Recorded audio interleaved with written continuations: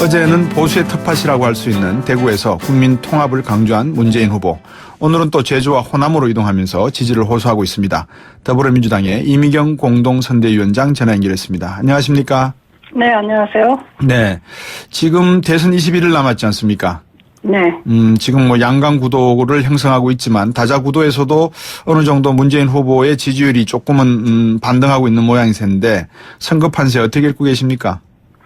네, 우선 후보 인물 검증에서 네. 보면은, 문재인 후보는 도덕성이나 정책 등에서 검증이 오랫동안 노출돼서 이제 네. 좀, 준비된 후보다, 깨끗한 후보다 이런 신뢰가 쌓여져 가고 있는 것 같아요. 네. 예, 여기에 비해서 안철수 후보에 대한 도덕성 검증이나 정책 검증이 이제 막 시작되면서 네. 좀 문제점들이 드러나고 좀 실망감 주는 사례들도 계속 늘어나고 있어서 네. 차이가 좀 벌어지지 않을까 싶고요. 네. 그 다음에는 또 인물 검증에서 점차 집권 세력 구도로 좀 옮겨가는 경향을 보여줄 거라고 봅니다. 네. 둘 다 야당이니까 누가 되어도 정권 교체되는 거 아닌가 이런 식으로 예. 국민의당은 끌고 가고 싶은 것 같은데요. 실질적으로 이제 더불어민주당 120석 원내 1당 또 집권이 준비된 정당인 반면에 네. 국민의당 40석밖에 안 되는 네. 이 당으로 그냥 인물 안철수를 내세워서 네. 갔을 경우에 과연 집권 준비가 되어 있지 않다 하는 것을 네. 이제 국민들이 알기 시작한 거 아니냐. 네. 그래서 앞으로는 이게 이러한 추이가 계속된다면은 지지도 차이가 점차 벌어지지 않겠는가 생각하고 있습니다. 네. 방금 말씀도 주셨지만 의석수로 따지면은 120석 대 40석인데 네. 이렇게 양강 구도의 박빙의 승부 좀 과장하면요. 박빙의 승부를 보이고 있는 이유는 어디에 있습니까? 이제 그동안 보수표들이 주로 이제 자유한국당, 새누리당 예. 이렇게 지지를 해왔는데 예. 그 두 당이 처음으로 이제 보수당이 갈라져 있고 네. 그다음에 박근혜 대통령 탄핵이라는 그런 국면을 맞이하고 있고 이러기 때문에 예. 지금 보수표들이 어디로 갈 것인가 하는 걸 계속 헤매고 있다가 그렇군요. 지금 잠깐 안철수 후보에게로 좀 눈을 돌리고 있는 그런 국면인 것 같습니다. 네. 우리 문재인 후보 같은 경우에는 이 공식 선거 운동을 시작한 이후에 그동안에는 적폐청산 구호를 많이 쓰셨는데 국민 네. 통합 메시지를 계속 말씀하고 계세요? 네, 그렇습니다. 문재인 후보의 기치는 지금 나라다운 나라 이걸 내세우고 있지 않습니까? 예. 이것은 탄핵까지 몰고 온 이 촛불 민심 이게 나라냐 하는 시민들의 울분이나 한탄. 네. 그래서 나라다운 나라를 만들겠다는 것이고 네. 이번 대선은 촛불 대선이라고 우리는 보고 있거든요. 예. 그래서 촛불 국면에서 적폐청산이 정말 중요한 나라를 망치니 온갖 부조리, 부패, 불공정을 네. 한마디로 적폐로 규정하고 청산하겠다 이런 뜻이었습니다. 네. 근데 이제 단지 이제 용어에서 예. 이 적폐청산은 저희들이 앞으로는 좀 자주 가끔씩 쓸 예정인데요. 네. 한자 말이어서 좀 어렵기도 하고. 네. 그 다음에 좀 더 긍정적인 말로 정의롭고 공정한, 예. 적폐를 청산하면은 그런 사회가 되지 않습니까? 예. 그런, 시스템을 복원하는 것을 적폐청산이라고 보고 그런 방향으로 가려고 하고요. 네. 통합이라는 말은 이제 분열과 반목의 대한민국에서 정의롭고 평화로운 미래로 나가기 위해서 필수적인 과제로 보고 있고 저희가 언제든지 마음속에 통합의 정치, 통합의 대한민국을 생각하고 있는 것입니다. 네. 그래서 그 통합이라는 것이 단지 정치적인 통합 이런 것만이 아니라 빈부격차를 줄이는 통합, 세대 간의 갈등을 줄이는 통합, 네. 지역 간의 격차를 줄이는 통합, 여성, 노인, 장애인, 다문화 가족 등 사회적 약자들의 차별을 없애는 통합 이런 걸로 저희들은 크게 보고 있어요. 예. 그래서 이것은 이 시대의 중요한 과제라고 보고 저희들은 일관되게 추구해왔고 앞으로도 이 문제에 더 이제 방점을 두고 말씀을 해나갈 것입니다. 너무 큰 거를 말씀해 주셔가지고 제가 머리가 좀 띵한데요. 그래요. 네. 적폐라고 하는 것은 과거의 폐단이 쌓여온 것을 말하는 거 아니겠습니까? 그렇죠. 그 과거의 폐단, 적폐라고 하는 것은 결국은 어떻게 경제적으로 이렇게 국한해서 보면 이 경제 권력이 정치 권력을 매수하거나 또는 썩게 만들었던 그런 내용들이지 않겠습니까? 네. 더불어민주당은 이 부분에 대해서는 어떤 내용으로 공약으로 국민들께 다가서고 계시는지요? 더불어민주당은 그야말로 모든 것이 관치 중심으로 되어 오고 또 부패 권력과 부패가 연결되고 정경유착이 되고 이것이 부패와 부정의를 가져왔다라고 생각하는 중요한 적폐 중에 하나라고 보고 있습니다. 네. 그래서 이것은 분명하게 원칙을 바로 세우고 공정한 경쟁을 하고 그다음에 약자들을 보호하고 재벌의 과잉된 특혜를 바로 잡는 것 이런 식으로 저희가 가져갈 것입니다. 저는 이번 대선이 들어가기 전에 마지막 임시국회였던 기간 동안에 상법 개정안 통과를 시키는 데 있어서 김종인 전 대표가 말씀한 것처럼 조금 더 소홀한 측면이 있지 않았습니까? 어떻게 보세요? 그런 것을 하고자 했을 때 잘 아시는 대로 지금 국회 선진화법 때문에 어느 한 당이 강력하게 반대할 경우에 할 수 없었던 측면이 있어서 상법 개혁만이 아니라 뭐 선거법 개혁이라든지 이런 여러 가지들도 하나도 통과시킬 수 없었던 것입니다. 그래서 그것은 의지가 약했다기보다는 현재의 시스템 자체가 그것을 어렵게 했기 때문이다라고 말씀드리겠습니다. 그러면 방금 그 시스템이 어렵다는 것을 알고 계시기 때문에 통합을 이야기하면서 물론 뭐 그게 세대 간의 또는 어떤 계층 간의 통합도 다 포함이 되겠지만 구체적으로 말하면은 앞으로 어떤 국회 내에서 입법 과정에 있어서도 연정과 뭐 협치 이런 부분을 충분히 인지하고 있다 이렇게 해도 되겠습니까? 그렇습니다. 이번 국면을 촛불 국면을 거치면서 나온 중요한 화두가 그전에보다는 정치적인 화두가 연정, 협치 이런 내용들이 많이 토론되기 시작을 했습니다. 그리고 그렇게 될 수 있었던 것은 지금 현재가 5당이 되어 있는 다당 구조이기 때문에 이러한 단계로 한 번 더 나갈 수가 있다라는 생각을 가지고 토론이 되고 있는 것이고요. 저는 충분히 이런 방향으로 해서 한번 정치가 발전할 수 있는 계기로 삼아야지 된다라고 생각하고 문재인 후보와 민주당도 이 문제에 있어서는 뭐 소연정이라든지 협치라든지 이런 다에 대해서 분명한 입장을 밝혀왔습니다.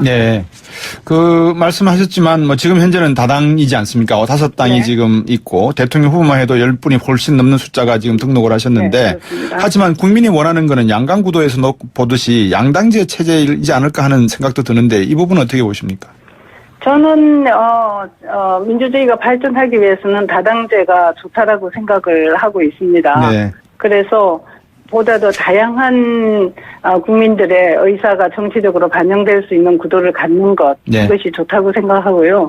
그래서 그런 방향으로 가기 위해서는 사실은 선거법이 훨씬 더 국민의 표의 등가성이 반영될 수 있는 선거법 개정돼 나가면서 다당제가 자리 잡도록 하고 연정 협치가 될 수 있으면 좋겠다고 생각합니다. 자, 방금 연정 협치 문제를 말씀하셨으니까 또 한 번 박지원 대표 이야기를 안 할 수가 없는데요. 박지원 대표가 우리나라는 현재 양당제가 아니고 다당제다. 누가 대통령이 되어도 협치와 국민 통합이 가장 필요하다. 이렇게 이야기하면서 이제 친문 패권 세력이 과연 가능하겠느냐. 수만 앞세우는 것은 재벌의 논리다. 이렇게 비판했는데 어떻게 말씀하시겠습니까? 굉장히 좀 약간 구태적인 정치 공세라고 저는 생각을 합니다. 뭐 친문 패권 이런 식의 어떤 프레임을 딱 붙여갖고는 어느 정강 정책이라든지 이거에 반대하는 것이 아니고 어떤 한 인물을 패권 세력이다 이렇게 붙이고 나가는 것 이건 옛날 사실은 권위주의 시대에 했던 거예요.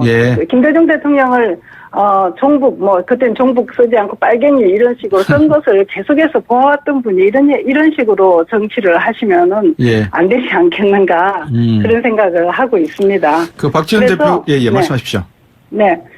사실은 이런 방식 이렇게 좀 더 발전해 나가려고 하면은 보다 분명한 입장을 얘기해서 정말 가장 정강 정책적으로 가까운 민주당하고 어떻게 협치하겠느냐 하는 이러한 거에 대한 의지가 없다는 것을 좀 드러내고 있는 거예요. 그래서 저는 그건 굉장히 유감스럽게 생각하고 그렇다면은 다른 지금 현재 박근혜 대통령과 함께했던 그리고 지금 책임져야지 되는 이 세력들하고 연대 연정이 가능한지 하는 것에 대한 분명한 입장을 밝혀야 된다라고 생각을 하고 있습니다. 그 17일 날 박지원 대표가 전주에서 문재인은 우리 전북 인사들을 차별했다. 대북 송금 특검해서 김대중 대통령 골로 보냈다. 이런 이야기까지 했는데 이러면서 개파 패권주의 이야기를 했단 말입니다. 어떻게 보세요? 그러니까 이런 말은 정말 이건 막말이라고 저는 생각하거든요. 막말이다. 예. 그 수준은. 예. 네. 그리고 어떻게 그야말로 대북 송금이라든지 이런 그 문제에 대해서 네. 대북 송금이 아니고 햇볕 정책이라든지 이 문제에 대해서 예. 함께 해왔던 정신을 함께 해왔던 세력이에요. 예. 그런 것을 함께 보면서 앞으로 정치를 서로 연정해 나갈 수 있는 그런 가능성을 가지고 있다고 저는 생각하는데 이렇게 막말하시면 안 되죠. 저는 다른 건 차치하고 지금 안철수 후보 포스터가 또 상당히 관심을 끌고 있지 않습니까? 네. 이 부분에 대해서는 어떻게 보십니까? 젊은 유권자들 표를 얻기 위해서 전문가를 굉장히 들여서 이걸 야심차게 만들었다고 들었습니다. 네. 그래서 젊은 유권자들이 과연 이게 반응이 어떤가 제가 궁금해서 예. 인터넷 누리꾼들 의견도 읽어보고 그랬거든요. 예. 근데 별로 썩 좋지는 않았던 것 같아요. 아, 그렇군요. 재밌는 거 하나 소개하자면은 네. 젊은 어떤 엄마는 자기 아들 말 소개하면서 대통령 선거 벌써 끝마쳤어요. 왜 손들고 항복하고 있어요? 뭐 이런 얘기 하기도 하고 하는데 어쨌든 화제거리는 많이 됐습니다. 그러나 예. 제가 볼 때는 별로 성공적이지 못하고 좀 어색했던 것 같아요. 예. 다른 분들이 그다음에 말씀하시죠. 예. 그 후보 사진보다 예. 이게 화제가 된 거는 예. 이게 당명을 보다 그쵸. 분명하게 나타내고 있지 않다는 거 예. 있잖아요. 네. 이거가 저는 좀 어색했습니다, 정말로. 예. 그리고 이 의도가 무엇인가 예. 이런 생각을 해보는데요. 네. 저는 정말 이게 민주주의가 발전하기 위해서는 정당 중심의 발전이 이루어져야지 된다라고 생각하거든요. 예.